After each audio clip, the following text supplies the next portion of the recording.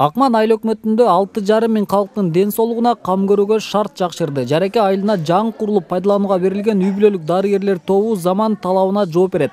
4 айылдын тургундары буга чейин эски имаратта тейлеген дарыгерлердин кызматын алып келген. Аябай жакшы курулду да, мындай отургучтар менен ханалар туура келет да. Биз жумуш элди көргөн аябай шарты жакшы. Ал жерге караган бул жерде өтө жакшы. Суулары сырттан чыкчу эле, азыр ичинен чыгып атат, ысык суу, муздак суу баары бар.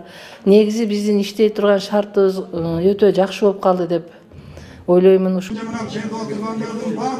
Үй бүлөлүк дарыгерлер тобунда бир дарыгер 9 медайым калктын саламаттыгына кам көрөт. Бул күнү жаңы имараттын ачылыш аземине айыл тургундары, жергиликтүү бийлик өкүлдөрү катышты.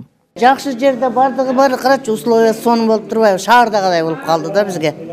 Мурда деле иштегендер жакшынакай болуп иштеп атышат. Эми дагы эле ушинтип иштей берсин, ак калатындай аппак боло берсин. Биздин ден соолугубуз чың боло берсин. Тез жардам автомашинасы. Жаңы имаратты курууга коомдук ишмер, белгилүү журналист Нышанбек Кочкоровдун салымы чоң. Чет элден инвестиция тартып келип, айылдагы социалдык көйгөй чечилип отурат. Үй бүлөлүк дарыгерлер тобунун имаратынан сырткары 4 миллион сомго тез жардам унаасы келген. Бүгүнкү мезгилде өлкө президенти Садыр Жапаров мамлекеттин күчү менен болобу, жеке ишкерлердин күчү менен болобу, жеке адамдардын аракетинен болобу, негизги максат элдин турмушун жакшыртуу жана ушундай курулуштарды куруу талаптарын коюп атат. Мен ойлойм, ар бирибиз аракеттенсек боло турган эле нерселер. Бүгүнкү мезгилде мына ушул амбулаторияга 9 миллион сомго жакын каражат кетти. Бул маселе өзү Акман айыл аймагында тез жардам унаасы негизи жок болчу. Мынакей бизде ушу Жареке айылында келди. Мен ойлойм, бул жалпы эле Акман айыл аймагы үчүн мына ушул тез жардам унаасы жакшы иштейт деп ойлойм.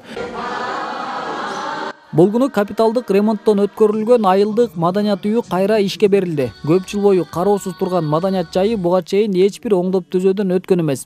Жареке маданият үйүнө STEM грант аркылуу өткүзгөнбүз.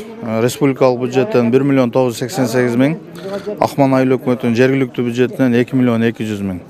Базар Коргон районунда бүгүнкү күндө оорукана, маданият жайларынан сырткары мектеп, бала бакча жана башка бир катар социалдык объектилердин курулушу жүрүп жатат. Алардын каржылоосу райондук жана облустук өнүктүрүү фонду, жергиликтүү бюджеттен жана республикалык казынанын эсебинен жасалууда.